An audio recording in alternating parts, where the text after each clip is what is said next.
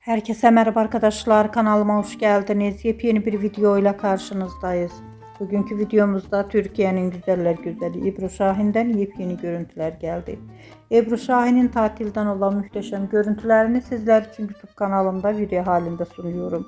Umarım beğenirsiniz. Arkadaşlar, videomu beğendiyseniz kanalımı izlemeyi ve bildirim butonuna basmayı unutmayın. Şimdilik benden bu kadar olsun. Yeni videomuzda görüşmek üzere. Hoşça kalın.